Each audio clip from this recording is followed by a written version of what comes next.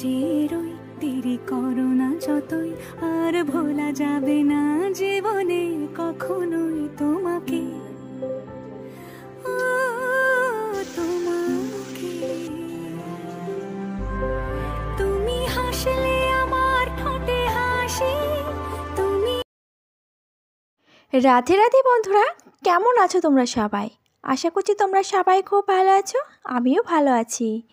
তো এই simple housewife জয়শ্রীর নতুন আরও একটি ব্লগে তোমাদের সকলকে স্বাগত জানাই। এখন বাজে সকাল 7টা। তো এখন থেকেই তোমাদেরকে সাথে নিয়ে আমার ব্লগটা স্টার্ট করছি। আই হোপ যে আজকের ব্লগটা তোমাদের ভালো লাগবে।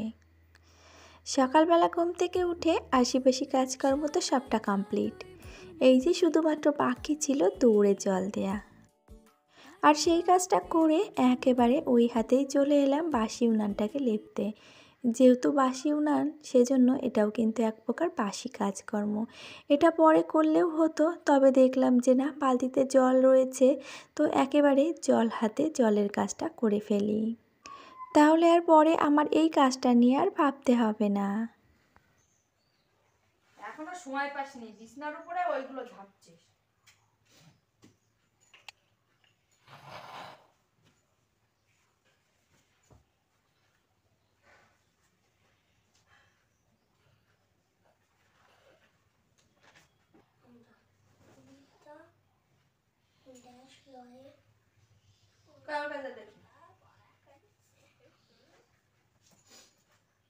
শূন্যস্থানে সঠিক শব্দ বসাই। আমরা ড্যাশ লয়ে লেখাপড়া করি। বিদ্যালয়ে লেখাপড়া করি। বয়স্কে বিয়ে দরজাগুলো আকার ল অন্তস থেকে। বাড়ি বানান রাজ কি?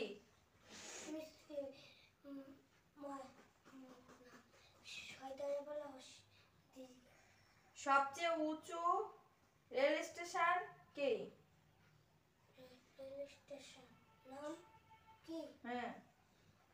ঘুম। তিনটি শালিক ঝগড়া করে কোথায়? রান্নাঘরের চালে। আমরা নরেনকে কি নামে চিনি? স্বামী বিবেকানন্দ। আমরা ফুলকে অন্য কি নামে ডাকি? ফুলকে বৃক্ষ না পুষ্প? পুষ্প। ছবি ও ইংরেজি শব্দের অর্থ লেখাকে কি? লেখাকে না কি? শব্দ লেখো। লেখা দেখে শব্দ লেখো। ছোটো বাবুকে তো বই পড়াচ্ছিলাম, আর বড়োবাবু দেখছিলে ল্যাথ খেয়ে শুয়েছিল। যেহেতু বড়োবাবুর আজকে স্কুলে পরীক্ষা নেই, ছোটোবাবুর পরীক্ষা আছে, ওই জন্য তার এনার্জি আছে। আর আমি সবসময় ওদেরকে বলি যে বাসি বিছনায় বাসি হাত মুখে ওইভাবেই বই নিয়ে বসবি, যাতে করে পড়াগুলো মুখস্থ থাকে। তো দেখো, জামা কাপড়গুলো কাচছিলাম, আর ইতিমধ্যে আমার গ্যাস কাকু গ্যাস দিয়ে গেছে।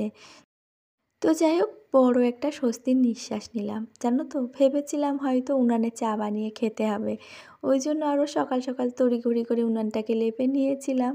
তো সেটা আর হলো না। তো যাই হোক, একটু ওয়েট করেছিলাম। তোমার দাদাভাই বলেছিল যে সকালবেলা গ্যাসটা দিয়ে যাবে, তো তার কাছে মানে যেটা ব্যালেন্স দরকার গ্যাসের, তো সবটা ছিল না। তো সকালবেলা সেটা রেডি করে একবারে গ্যাসটা নিয়ে আসবে। তো সেই মতো সে করেছে। এখন কিন্তু প্রায় 9:45 মতন বাজতে গেছে। তো এই যে গ্যাসটা দিয়ে গেছে, তারপরে আর দেরি কিসের?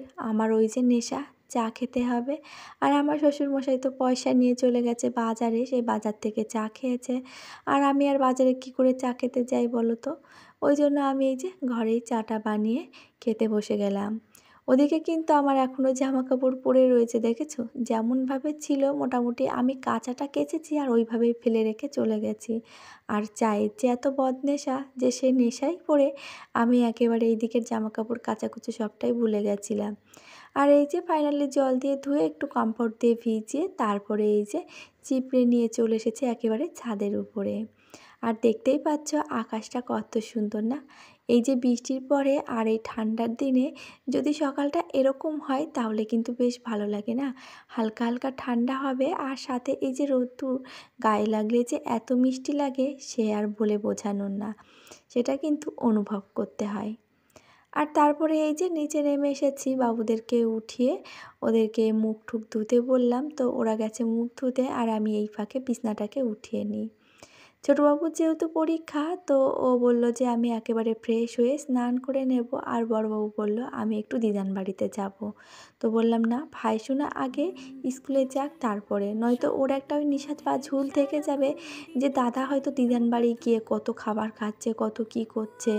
তো সেটা নিয়ে একটা যদি ইন্টেনশন মাথায় থেকে যায় তাহলে কিন্তু সে আর ওই পড়াশুনো বা স্কুলের পরীক্ষার মধ্যে তার মনই থাকবে না। তো যাই হোক, বকাঝকা দিয়ে বড়টাকে থামিয়ে দিলাম, সে এখন বাইরে খেলছে।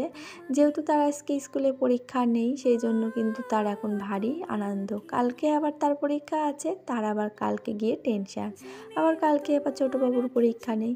কি বলতো, দুজনের যদি একই দিনে পরীক্ষা হতো তাহলে বেশ ভালো হতো, দুজনের দুদিনে পরীক্ষা তো একটু অসুবিধা হচ্ছে, তবে আর কি ওই মানিয়ে গুছিয়ে নিতেই হবে, কিচ্ছু করার নেই। আর এদিকে ওরা আবদার করেছে আজকে সকালবেলা ভাত খাবো না, তো চটজলদি খাবার এই যে ম্যাগি বানিয়ে দিলাম দুজনকে। তো দেখতেই পাচ্ছ একজন ড্রেস পরে পুরোপুরি রেডি হয়ে গেছে, তাকেও কিন্তু আমাকে রেডি করে দিতে হয়েছে এরই মাঝে। আর দেখো ম্যাগির বাটিতে কাকে কম দিয়েছি কাকে বেশি দিয়েছি সেটা নিয়েই কিন্তু একটা বৈঠক বসেছিল। ওই জন্য বাটিও একবার ভেবেছিল যে এক্সচেঞ্জ করবে, তো আমার দিকে তাকিয়ে আর বাটিটা এক্সচেঞ্জ করলো না। তারপরে ওই যে খাওয়া দাওয়া সেরে চলে গেছে, আর এরই ফাঁকে যে বাসনগুলো ছিল সকালবেলার সেগুলোকে এবার মাজা ধোয়া করে নিচ্ছি। তোমরা হয়তো বলতে পারো যে সকালবেলার বাসন তাহলে কালি হাঁড়ি কোত্থেকে আসে, তো কালকের বাসন। তো আমি কিছু কিছু নিয়ম সংস্কার মানি, সেই জন্য কিন্তু আমি এই যে বাসি হাঁড়ি বলতে গেলে এই হাঁড়িটাই শুধুমাত্র আমার বাসি থাকে, কেননা রাত্রেবেলা যতই রাত হোক আমি বাসন মাজা ধোয়া করে রাখি, তবে হাঁড়িটা আমি মাজি না। এটা আমি আগেও বলেছি আর এখনও বলছি, এই যে সকালে যে টুকিটাকি বাসন থাকে তারই মাঝে কিন্তু আমি হাঁড়িটাকে একেবারে মেজে নিই। তো যাই হোক, হাঁড়ি কড়াই আমার মাজা হয়ে গেছে, কড়াইটা তো কালই মেজে রেখেছি, আর এবার একটু কাদা লাগিয়ে নেব। আর এরই মাঝে কিন্তু আমি সবজিপত্র কেটে চাল ঠাল সব ধুয়ে রেডিও করে নিয়েছি, যাতে করে আমার দুটি বার ওই একই কাজে হাত না দিতে হয়। আমি যে কাজটা করি সেটা একবারেই করার চেষ্টা করি। আর ইতিমধ্যে দেখতেই পেলে এখানে ধুদলা ছিল, আমার কাকা শ্বশুরমশাই এসেছিলেন, তো তিনি বিড়ি খাচ্ছিলেন, তার জন্য কিন্তু আমি ধুদলা করে দিতে বাধ্য হয়েছি। কিছু করার নেই, কিছু কিছু সময় এমন থাকে যে সেটা না চাইলেও করতে হয়। আর এই যে রান্নাঘরের সমস্ত কাজকর্ম কমপ্লিট করে আজকে আগে স্নান করে নিয়েছি, জানো তো প্রতিদিন কে হয় মানে পুজো দিতে গিয়ে অনেকটা দেরি হয়ে যায়, 2টো 2:30 বেজে যায়। ওই জন্য আজকে ভাবছি যে সকাল সকাল আগে পুজোটা দেব, তারপরে গিয়ে বাদবাকি কাজ। তো এই যে জামা কাপড়গুলো মেললাম, আর আগের জামা কাপড়গুলো তো ওই সাইডে দড়িতে আছে। আবারও মানে ছোটোবাবু স্নান করেছে, তার জামা প্যান্ট আমার জামা কাপড় এইগুলোই শুধু ছিল, তো সেইগুলোকে আবার মেলে দিলাম। বড়োবাবু এখনও স্নান করেনি, কেননা বড়োবাবুর তো আজকে পরীক্ষা নেই, ওর আবার কালকে। তো চলো কিছু ফুল তুলসী তুলে নিই ছাদের উপর দিয়ে, তারপরে গিয়ে পুজোটা ছেড়ে নিই। আজ যেহেতু আবার মঙ্গলবার। ওম নমো শিবায় নমো, ওম নমো শিবায় নমো, ওম নমো শিবায় নমো। হর হর মহাদেব। ওং ত্র্যম্বকম ভজামহে সুগন্ধিম পুষ্টিবর্ধনা উর্বারুকমিব বন্দনা মৃত্যুর্মুক্ষী মামামৃতাৎ। ওং নমঃ শিবায় নমঃ। হর হর মহাদেব। জয় শিব শম্ভু।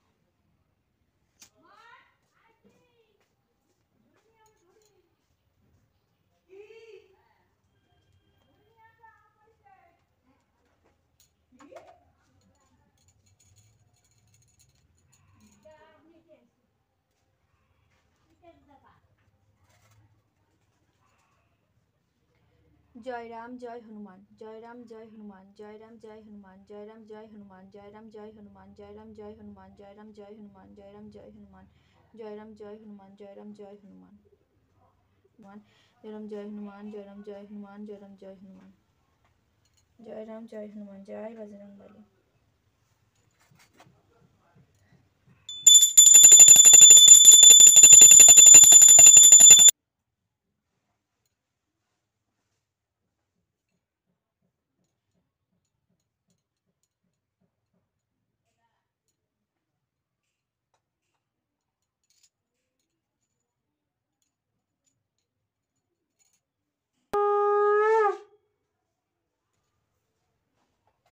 আর এই যে স্নান সেরে হনুমান চালিসা পড়েছি, আর এই যে হনুমানজিকে একটু আরতি দেখাতে যাচ্ছি। যেহেতু তার ওইখান পর্যন্ত আমার হাতের নাগাল যায় না, তবে এই যে নিচ থেকে তাকে আরাধনা করতে আর বাকি থাকবে কেন। আর মঙ্গলবার দিন করে আমি তাকে এইভাবেই কিন্তু আরাধনা করি, তবে সেটাকে তোমাদের হয়তো অন ক্যামেরায় দেখায় না, তবে আজ মনে ইচ্ছা করলো যে তোমাদেরকে একটু শেয়ার করি, সেজন্য কিন্তু করলাম। তো তিনি যখন ওখানে অবস্থান করছে, আমার ঘরটাকে তিনি সুরক্ষিত রাখছেন, তাহলে তাকে একটু প্রদীপ আর ধূপকাঠি দেখাতে অসুবিধা কোথায়। আর তাকে জল মিষ্টি আমি সবসময় তাকে স্মরণ করি আর বলি যে তুমি এই ঠাকুর ঘর দিয়ে এসে সেবা নিয়ে যেও সকলের সাথে। আর এদিকে দেখো যে কাজটা আমি করে রেখে গেছিলাম স্নানের আগে, সেটা এই যে দেখো শুক্তো বানানোর জন্য সবজি কেটেছি, এদিকে বড় বড় করে আলু কেটে রেখেছি মাংসর জন্য, আর এদিকে চাল ধুয়ে রেখেছিলাম, আর এর মধ্যে আছে বেগুন, আলু আর পেঁয়াজ, আর তোমার উচ্ছে আর আলু সিদ্ধ দেবো বলে সেটাও কাটা আছে। বেগুনটাকে আগে থেকে কেটে রাখিনি, তাহলে কালো হয়ে যাবে, শুধুমাত্র ধুয়েই রেখেছিলাম। আর এখন এই যে সমস্ত রকম সবজি ভাজা বসিয়ে কষিয়ে নিচ্ছি যাকে বলে, তারপরে এই যে বেগুনটা দিয়ে একটু কষিয়ে তারপরে কিন্তু এই শুক্তোর মধ্যে দেয় আদা জিরে আর নয়তো সর্ষে বাটা। তো সেটা আদা জিরে আর দিলাম না, যেহেতু মাংসর মধ্যে আদা জিরে পড়বে, তার জন্য শুধুমাত্র একটু সর্ষে বাটা দিয়েই কিন্তু আমি শুক্তোটা বানিয়ে নিচ্ছি। তবে চলো এরই সাথে বলে রাখি, আমার আজকের ভিডিওটি তোমাদের কেমন লাগলো একটা কমেন্ট করে জানাতে ভুলবে না। আর যদি ভালো লেগে থাকে তাহলে প্লিজ একটা লাইক করে দিও। আর নতুন যদি কোনো বন্ধু আজকে আমার ভিডিওটি দেখে থাকো এই পর্যন্ত, দেখে ভালো লাগলে চ্যানেলটিকে সাবস্ক্রাইব করে রাখতে পারো। আর পুরনো বন্ধুরা যারা অলরেডি এই কাজটি করে রেখে দিয়েছো তাদেরকে জানাই অসংখ্য ধন্যবাদ আর অনেক ভালোবাসা। আর এই যে দেখো তোমাদের সঙ্গে কথা বলতে বলতে কিন্তু আমি শুক্তোটাকে লাভিয়ে রেখেছি, আর তারপরে এই যে মাংসর মশলাটাকে কষিয়ে মাংসটাও বসিয়ে দিয়েছি। আর এদিকে দেখো মাংসটাকে ভালো করে কষিয়ে জল ঢেলে দিয়েছি, আর এদিকে দেখো টুকটুক করে একটা কাজ করছি, চুড়িটাকে গরম করে এই যে জলের ড্রামটাকে ভাগ করছি। এটাকে তোমার দাদাভাইকে কতদিন ধরে বলছি যে একটু ভাগ করে দিতে, তবে তার সময় হচ্ছে না। তো আজ নিজে একটু বুদ্ধি করলাম যে এই ছুরিটাকে এই গরম করে করে এই ড্রামটাকে এইভাবেই কেটে ফেলি। তো বেশ অর্ধেকটা মতো কাটা হয়ে গেছে, তবে আজকে আর সময় নেই, এতটুকু হয়তো করে আমাকে বন্ধ করে দিতে হবে, যেহেতু আমার এদিকে মাংসটা রান্না কমপ্লিট হয়ে গেছে। আর এখন বেলা হইতে 2টো মতন বেজে গেছে, এখন সকলকে খেতে দিতে হবে, ওইদিকে আবার বাসন কুসন যা হবে সেগুলোকেও মাজতে হবে। তবে কি জানো তো, পরিবারে একসঙ্গে থেকে এতদিনে একটা কথা বেশ ভালো করে শিখে গেছি বা বুঝে গেছি, তুমি যদি মুখ বন্ধ করে সবটা সহ্য করো তাহলে তুমি সবার কাছে খুব ভালো, আর যখনই তুমি প্রতিবাদ করবে তখনই কিন্তু তোমাকে কেউই পছন্দ করবে না। তো মুখ বন্ধ করে সহ্য করা সবসময় কিন্তু সম্ভব হয় না, ধৈর্য আর সহ্যর একটা গুণ থাকে, আর সেটারও কিন্তু একবার শেষ সীমানায় পৌঁছে যায়। তো যাই হোক, অনেক কথা বলে ফেললাম, ইতিমধ্যে কিন্তু আমি গাছের গোড়ায় জল দিয়ে দিয়েছি, আর এই যে জামা কাপড়গুলো তুলে নিলাম। আর এই গাছটাতে ছিল স্বর্ণলতা গাছ, সেটা মারা গেছে, এখন সেটাকে ক্লিন করে নিচ্ছি। তো চলো আজকের মতন ভিডিওটি তাহলে এই পর্যন্তই, সকলে খুব ভালো থাকবে পরিবারকে নিয়ে, আবারও দেখা হবে।